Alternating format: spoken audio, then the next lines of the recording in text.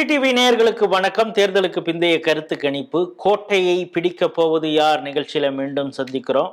திருவண்ணாமலை மாவட்டத்தில் இருக்கக்கூடிய ஒவ்வொரு சட்டமன்ற தொகுதியாக தேர்தலுக்கு பிந்தைய கருத்து கணிப்பு நடத்தி அதன் முடிவுகளை தான் உங்கள் முன் தெரிவித்து வருகிறோம். அந்த வகையில் திருவண்ணாமலை மாவட்டம் ஆரணி சட்டமன்ற தொகுதியுடைய தேர்தலுக்கு பிந்தைய கருத்து கணிப்பை பார்க்குறோம். ஜெயசுதா அதிமுக கட்சியின் சார்பாகவும், மகாலட்சுமி கோவர்தன் திமுக கட்சியின் சார்பாகவும், வெங்கடேசன் குமார் தாவேகா கட்சியின் சார்பாகவும் போட்டிட்டு இருக்காங்க. அதிமுக ஒரு முன்னிலை வைக்கிறது அப்படின்னு இருந்தால் கூட இப்பொழுது தேர்தல் சூடு பிடிச்சிருக்கிறது. ஏற்கனவே எங்கள் சேவூர் ராமச்சந்திரன் போட்டிக்கிட்டு அவர் இந்து சமய அறநிலையத்துறை அமைச்சராகலாம் அதிமுக ஆட்சியில் இருந்தார். இப்போ அவருக்கு வாய்ப்பு இல்லை. அதனால் களம் ஏதாவது மாறி இருக்கிறதா, அதிமுகவில் உள்கூத்து ஏதாவது இருக்குதா அப்படிங்கிறதெல்லாம் கள ஆய்வில் ஈடுபட்ட பாலச்சந்தர் நம்மோடு தெரிவிக்க தயாராக இருக்கிறார். வணக்கம். வணக்கம். ஆரணி சட்டமன்றம், அங்கு வெற்றி பெறப்போவது யார்? ஆரணியில் இரட்டை இலை, கடும் சூரிய வெப்பம் இருந்தாலும் அங்கே இரட்டை இலை மட்டுமே மலரும். அது எப்போதும் அந்த மாதிரி தான் சூழ்நிலை இப்பயும் இருக்கு. ஏற்கனவே நீங்க சொன்ன மாதிரி சேவூர் ராமச்சந்திரன் அவர் மினிஸ்டரா இருந்தாரு, அவர் ஜெயிச்ச தொகுதி. இந்த முறையும் அங்கே இரட்டை இலை மட்டுமே மலர்கிறது. ஓகே, காரணம் ரெண்டு விதமான காரணம். அது ஒரு தொழில் நகரம். ஆரணியை சுத்தி இருக்கக்கூடிய பகுதிகள் எல்லாம் ரெண்டு காரணங்கள். தொழில் ரீதியா பட்டு, விவசாயம், இது சம்பந்தமான நகரம். ஸோ இங்க பாத்தீங்கன்னா திமுக ஏற்கனவே பிரச்சனை எல்லாம் ஆச்சு. திமுக ஆட்களால நிறைய பிரச்சனை ஆச்சு கடந்த 5 வருஷத்துல. இவரு சேவூர் ராமச்சந்திரன் மினிஸ்டர் எம்எல்ஏவா இருந்தாரு. ஆனா அவரால் அரசாங்கம் அவர் கையில இல்லைன்றதுனால அப்ப எப்படி இருந்தது இப்ப எப்படி இருந்ததுன்ற ஒப்பீடு இருக்கு மக்கள் கிட்ட. ஏடிஎம்கே பீரியட்ல நாம இருந்தோம், ஒரு மினிஸ்டரா இருந்தாரு, எந்த பிரச்சனையும் கிடையாது, நிம்மதியா தொழில் செஞ்சோம், நிம்மதியா எல்லா வேலைகளையும் பண்ணோம். ஆனா இப்ப இல்ல. அந்த 5 வருஷத்தை பாத்திருக்காங்க. ஸோ மக்கள் அது தளத்துல அதை நம்ம உணர முடிஞ்சது. மக்கள் தெளிவா சொல்றாங்க, ஏடிஎம்கே தவிர வேற யாராவது வந்தாங்கன்னா இங்க தேவையில்லாத பிரச்சனை ஆகும்பா, இது காசு புழங்குற இடம், எல்லாத்துக்கும் பிரச்சனை ஆயிடும் அப்படின்றது மக்கள் எலெக்ஷன்ல அதனால ஏடிஎம்கேவே மறுபடியும் தேர்ந்தெடுத்திருக்காங்க.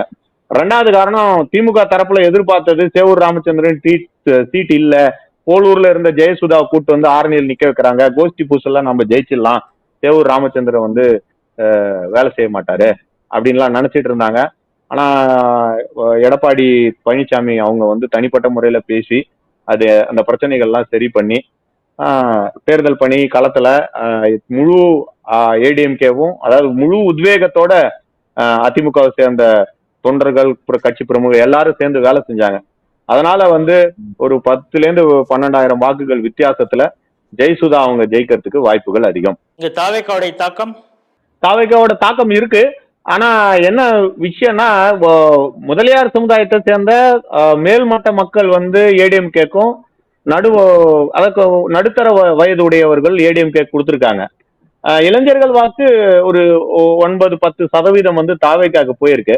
இதுல எப்பயுமே ஹார்ட்கோர் திமுகவுக்கு போக வேண்டிய சில சமுதாயங்களா இருக்கக்கூடிய இஸ்லாமிய சமுதாயம், கிறிஸ்துவ சமுதாயம், சிறுபான்மையினர், இவங்களோட வாக்குகளை தேவாக்கா பிரிச்சிருக்கு. ஒரு 7-8% முதலியார் சமுதாயத்தை சேர்ந்தவங்களும் மற்ற சமுதாயத்தை சேர்ந்தவங்களும் போயிருக்காங்க. ஆனா சிறுபான்மையினோட வாக்குகளை முழுக்க தாவேக்கா பிரிச்சிருக்கு இந்த பகுதியில. நம்ம பல பகுதிகள் போயிட்டு நம்ம குறிப்பா கேட்டோம். ஆரணியில இருக்கக்கூடிய சில பகுதிகளில் நம்ம போய் கேட்டப்ப அங்க இருக்கக்கூடிய இளைஞர்கள் சொன்னது, நான் விஜய் ரசிகர் மன்றத்துல இருக்கிறேன், நான் ஒரு வீட்டு, ஏன்னா என் தெருல 20 வீடு இருக்குது, அந்த 20 வீட்லயும் நான் போய் ஓட்டு கேட்டேன், எனக்கு தெரிஞ்சு 15-16 வீட்டுல ஓட்டு போட்டிருக்காங்க. இது சிறுபான்மை சமுதாய பகுதிகளில், முஸ்லீம் ஏரியாஸ்ல நம்ம கேட்டப்ப அந்த தம்பி சொன்ன விஷயம். ஸோ இந்த மாதிரி அவங்க வேலை செஞ்சிருக்கிறாங்க. இப்போ அந்த இளைஞர்கள், குறிப்பா அவங்களோட டிவிகேவோட ஓட்டு, அந்த ஆரணியை பொறுத்த வரைக்கும் இளைஞர்கள் ஓட்டை பிரிக்கணும், முதல் தலைமுறை ஓட்டரை பிரிக்கணும். ஸோ அதுல தாவேக்கா வெற்றி அடைஞ்சிருக்காங்கன்னு தான் சொல்லணும். ஸோ அது ஒரு 7-8% பிளஸ் ஒரு 7% அப்படின்னு கணக்கு பண்ணா கூட ஒரு 15-16% தாவேக்கா தாக்கத்தை ஏற்படுத்தும். அது பாதிப்பு திமுகக்கு கொண்டு போயிருக்கு. அதனால அவங்க ஒரு 10,000-12,000 வாக்குகள் வித்தியாசத்துல ஜெயசுதா ஜெயிக்கிறதுக்கான வாய்ப்புகள் உண்டு. ஸ்லைட்டா பொறுமையா லீடு வருவாங்க.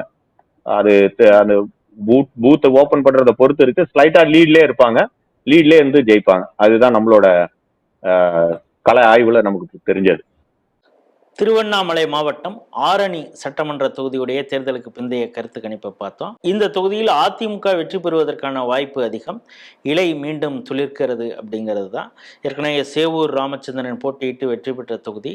இப்போ அவர் போட்டி போடவில்லை என்றாலும் ஆரம்பத்தில் அவர் சுணக்கமாக இருந்தார். பிறகு எடப்பாடி பேசி அவர் மிகவும் உற்சாகத்துடன் பணியாற்றி அதிமுக வெற்றி பெறுவதற்காக, அதிமுக வெற்றி பெறுது அப்படிங்கிறதுனால இந்த இரட்டை இலை வெற்றி பெறணும் அப்படிங்கிறதுக்காக வேலை பார்த்துருக்காங்க அதிமுகவினர் அப்படிங்கிறதும். ட்ரெடிஷ்னலான திமுகவுக்கு போக வேண்டிய வாக்குகளை தாவேகா ஒரு 9-12% வரைக்கும் வாக்குகளை பிரிக்கிறாங்க. குறிப்பாக இஸ்லாமியர்களுடைய வாக்குகளே கூட தாவேகா அங்கே வாங்குறாங்க. கிறிஸ்தவர்கள், பட்டியல் சமூகத்தினர் வாக்குகள். அதிமுகவில் கோஷ்டி பூசல் வரும், அதை வைத்து நாம் வெற்றி பெற்று விடலாம் என்று மனப்பால் குடித்த திமுகவிற்கு பால் ஊத்திடுவாங்க அந்த தொகுதி மக்கள் அப்படின்னு கலாய்வில் மேற்கொண்ட பாலச்சந்திரன் சொல்றாரு.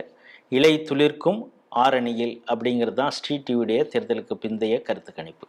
மீண்டும் வேறொரு சட்டமன்ற தொகுதியில் சந்திப்போம். நன்றி, வணக்கம்.